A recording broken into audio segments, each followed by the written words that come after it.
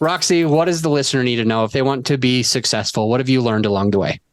Okay, so I would say one of the things that we weren't anticipating on being as difficult as it was getting our audio right. And I'm just gonna say this one first because like troubleshoot, figure it out before you're too many episodes in. We were having such a hard time with getting our 3 mics balanced. I'm a little softer than Jim and Kaylee, and sometimes our mics, we all 3 had the same exact mic, and it just wasn't like this. Would sound like someone was way quieter than the other.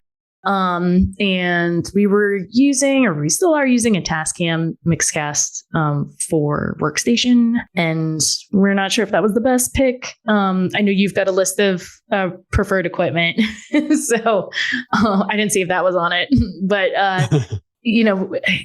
trying to get down to finding out what our issues were with our audio was a huge thing. And we did find, I don't know if I'm allowed to say what platforms were better than others, but sure. We found that Spotify listeners had the hardest time with the levels. Like if you were listening through Apple, the sound was pretty consistent. But if you were listening through Spotify, especially in your car, people were turning it up and turning it down. And that was feedback that we were getting. And it did result in a bad review. How do you edit the podcast? So let me ask you this, based on what you're telling me. When you record, do you have 3 different tracks, or is it all on one track? 3 different tracks. 3 tracks. And then when you start to, are you editing? Is your team, do they edit, or are you hiring a company to edit? So right now it's Jim that does all of our editing. Do you know if Jim equalizes the volume when he jumps and when he starts? He does. And so he does that, but still on Spotify, it's showing up that way. It's gotten better. So between episode, it might have been 3 and 4 or 4 and 5, there was a new computer that he purchased and some better software.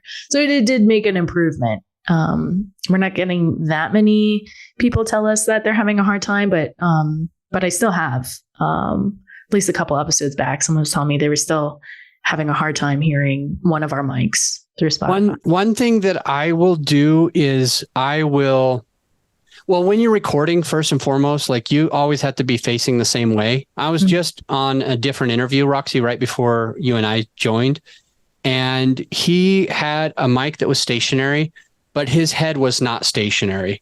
So he would be quiet and then loud and then quiet and then loud, because he liked to look left when he was thinking about certain things, and he liked to look right when he's thinking about other things, and he sometimes looked straight, but the sound changed at all angles. Yeah. And so this is a thing, like make sure that everybody's close to a mic, make sure that everybody's speaking into the mic, make sure that, the mics have the right settings, the right gain up and down.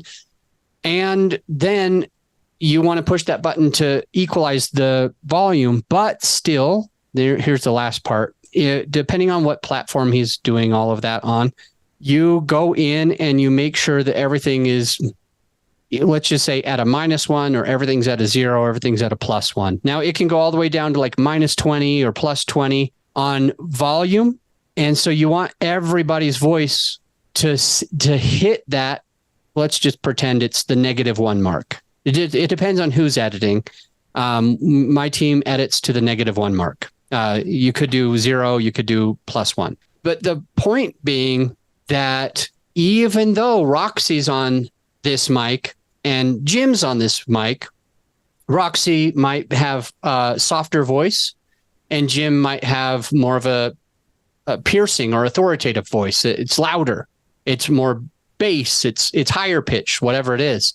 And so you can actually also look at the +1, -1, 0. You want everybody to hit that level, and it usually can help, because then you should be able to hear that person. And I think it just takes a bit of audio engineering when you're editing. You got to be listening.